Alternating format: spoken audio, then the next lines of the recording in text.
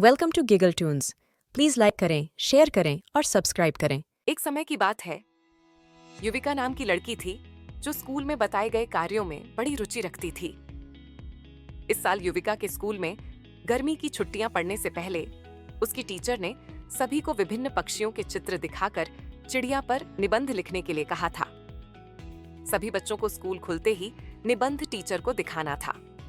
पक्षियों की रंग बिरंगी किताब युविका को बहुत पसंद थी। जब टीचर ने बताया कि उन पर निबंध लिखना है और सबसे अच्छा लिखने वाले को इनाम में वह किताब मिलेगी, तो युविका खुश हो गई। टीचर ने सभी पक्षियों से जुड़ी कुछ कहानियां भी बच्चों को सुनाई। उसके बाद स्कूल की गर्मियों की छुट्टियां पड़ गईं।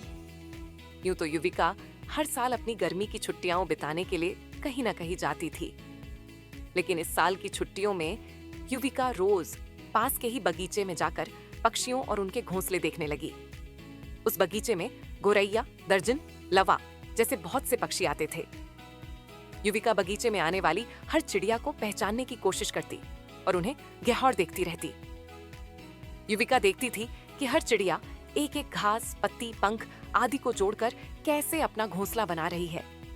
उसके मन में होता था कि चिड़िया को घोंसला बनाने के लिए कितनी मेहनत करनी पड़ती है। युविका चाहती थी कि वो किसी तरह से उन पक्षियों की मदद करे। एक दिन युविका ने देखा कि पास के बगीचे में बदमाश लड़कों ने लवा चिड़ियों का घोंसला तोड़ दिया है। युविका को यह देखकर बहुत दुख हुआ। उसने सोचा कि क्यों ना मैं इनके लिए खुद एक दो घोंसले बना दूं, शायद ये इसका इस्तेमाल कर लेंगी। युविका को लगा कि वो कुछ ही देर में घोंसला बनाकर तैयार कर देगी, लेकिन युविका पूरा दिन तिनकों और दूसरी चीजों से चिड़िया का घोंसला बुनती रही। बड़ी मुश्किल से जब घोंसला तैयार हुआ तो घोंसले को पेड़ पर टिकाने के लिए कुछ मिला नहीं। युविका की माँ ये सब देख रही थी। तभी युविका ने माँ को बताया, देखिए ना, मैंने चिड़िया के लिए एक घोंसला बनाया है, मगर यह उतना सुंदर नहीं है जितना चिड़िया बनाती है। मैंने सोचा था आसानी से एक सुंदर घोंसला बन जाएगा, लेकिन ऐसा हुआ नहीं। ये घोंसला अंदर से काफी कठोर बन गया है। क्या आप इसे मुलायम बना देंगी?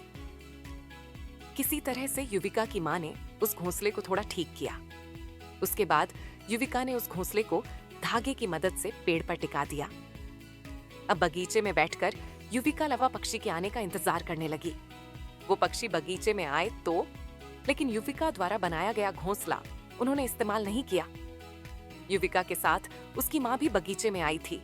उसने युविका को उदास देखकर कहा, तुम परेशान मत होना, अभी चिड़िया घोंसले पर आ जाएगी। तभी एक लवा पक्षी ने आकर युविका द्वारा बनाए गए घोंसले को तोड़ दिया। अब युविका ने मुंह लटका लिया। तब उसे उसकी माँ ने समझाया कि तुम्हें दुखी नहीं होना चाहिए।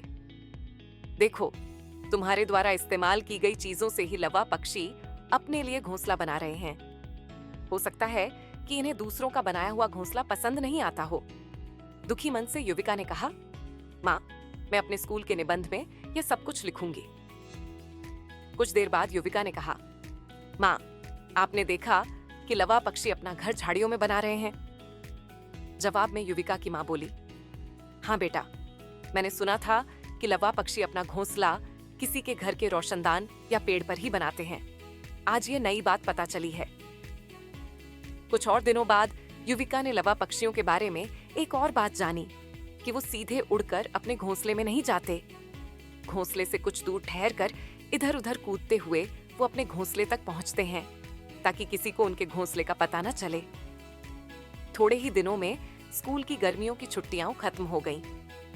युविका ने स्कूल जाकर लवा पक्षी के बारे में लिखा और निबंध प्रतियोगिता जीत ली।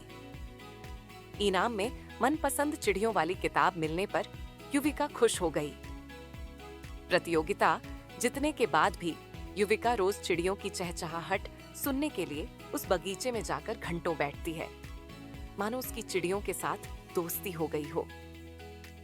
कहानी से सीख, चिड़िया के घोंसले की कहानी से यह सीख मिलती है कि छोटी छोटी बात पर मन दुखी नहीं करना चाहिए। साथ ही आसपास की चीजों पर जोहर करने से हमें काफी कुछ नया जानने को मिलता है।